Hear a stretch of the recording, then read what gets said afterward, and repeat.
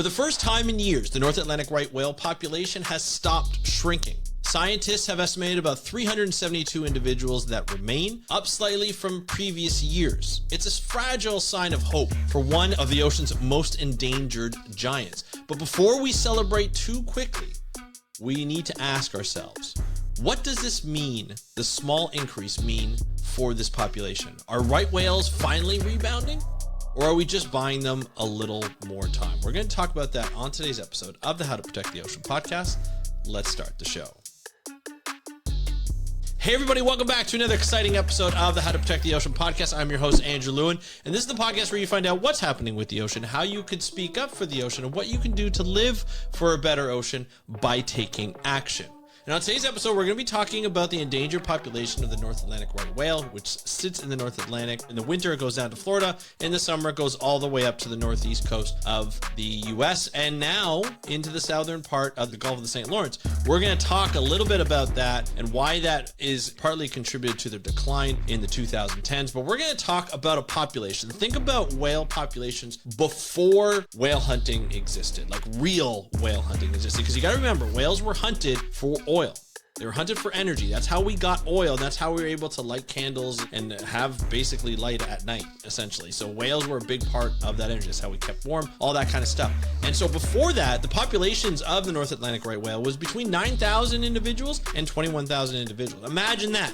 9,000 and 21,000. Here we are celebrating 372 individuals. So think about that when you look at the entire context. Now, as whale hunting happened, a lot of whales decreased, like to the point some went extinct, some near extinction, and some almost. Right? And then we have a rebound. We have the moratorium on whale hunting. And then in the 1980s, there was like low hundreds and recovering from the whale era. So like, you're looking at a couple of hundred, which we don't know the exact number because they're really hard to find. They're really hard to monitor. They like to stay just below the surface. And so it makes it really difficult to see if there's an animal there or not, especially when you're doing, in the 1980s, you're not using radar, you're not looking at heat signals and so forth, or we're not doing aerial surveys as much. And so in the 1990s, we saw growth. We saw 200 to 400, somewhere in that region. So growing slowly, the population increasing a little bit more, similar to what it is today.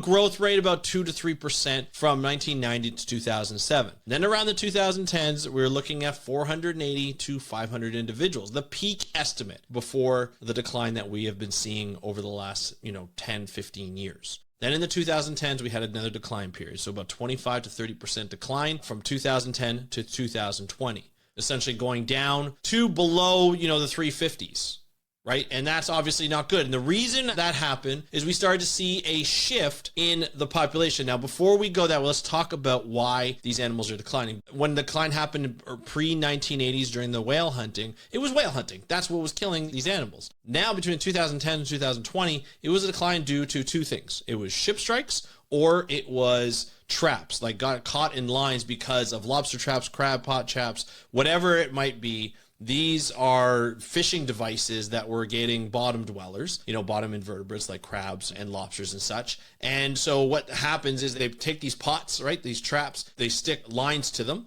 and then they put them in the water and they sink them.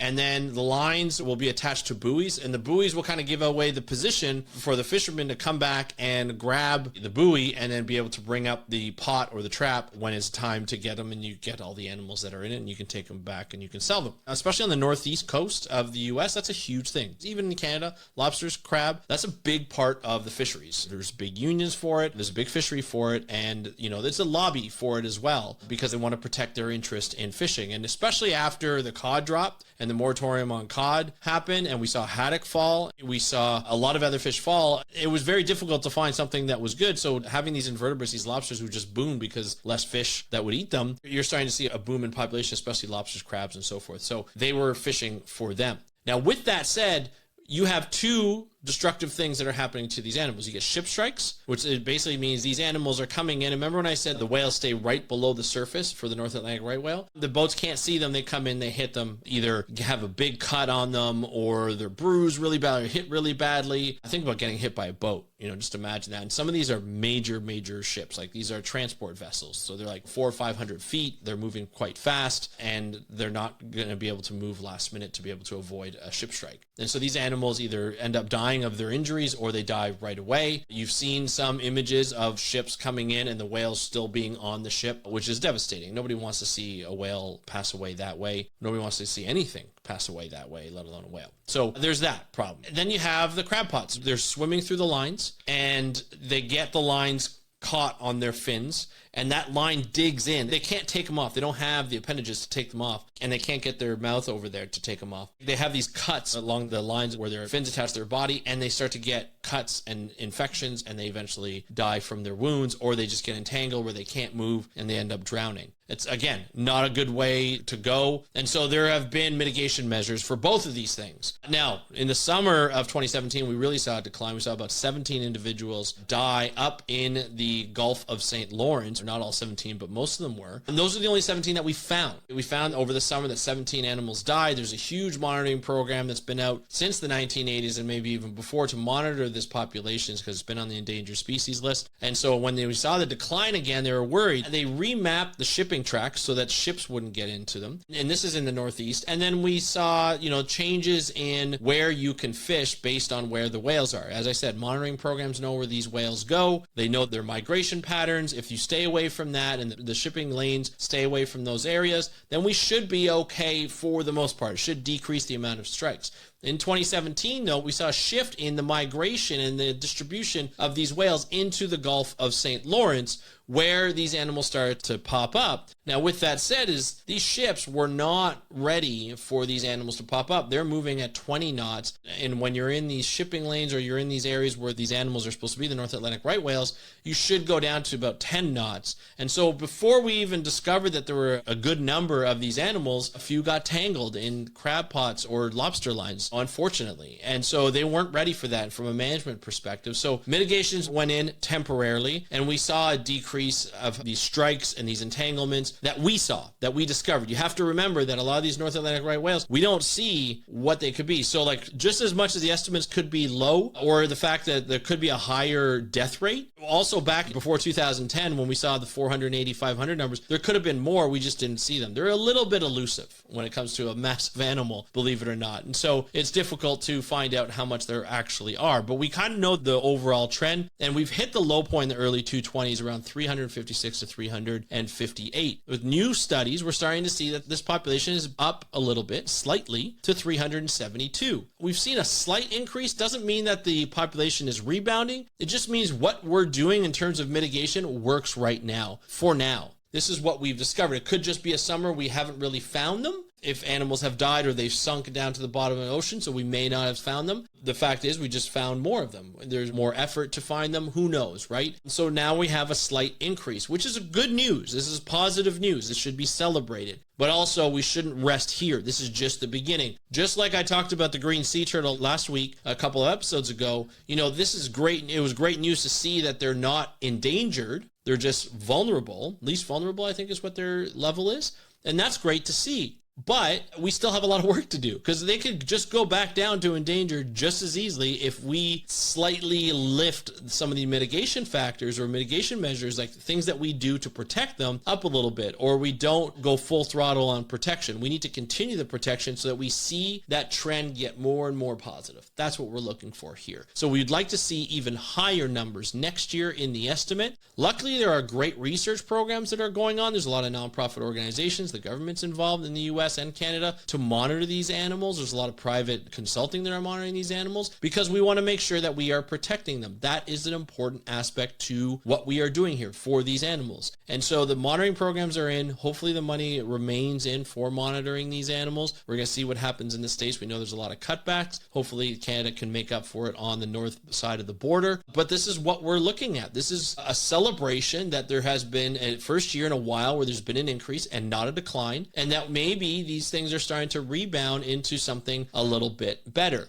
Monitoring needs to stay. We need to continue to make sure that we are doing all the mitigation measures that we have to. We are looking at lobster pots and crab pots, traps, whatever you want to call them, to be lineless, meaning that they go down in the water without any lines. So they catch their lobster or crabs. And then the fisher just kind of presses a button and it blows up these balloons and they float to the top.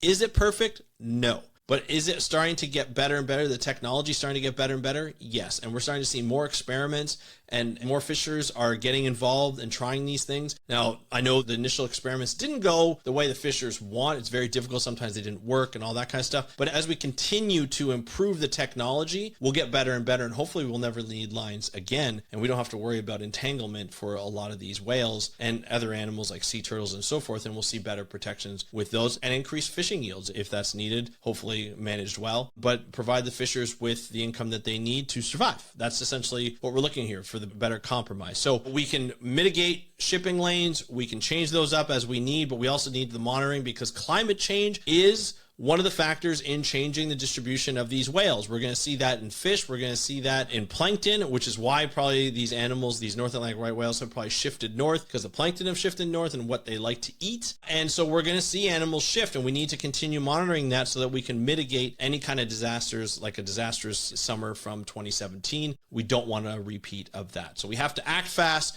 We have to adapt to the distribution. We have to monitor and adapt. That's the big thing, and continue to manage these animals. And hopefully we'll see a bigger increase next year, and then the year after that, and the year after that, and we just continue. Even if it's slight every time, I'll be happy with that as long as it goes in the positive. These animals are slow growing. They don't reproduce very much over the summer. It's one calf per female every summer. If we can get that, if that, probably not. It's probably a lot lower than that at this point, but if we can get to very close to that, that would be great. We're not going to get close to that anytime soon. But as the animals get healthier and as there's less indirect or direct effects on them, then maybe we can see that growth even better. There's probably, I think it's under 90, maybe even 80 reproductive females. So that needs to increase as well. So I think there were 12 calves this year, which is great to see. I feel like they're still alive so far. So that's great. That's great news. Great news all around. I'd love to hear what your thoughts are on this. North Atlantic right whales, what are your thoughts?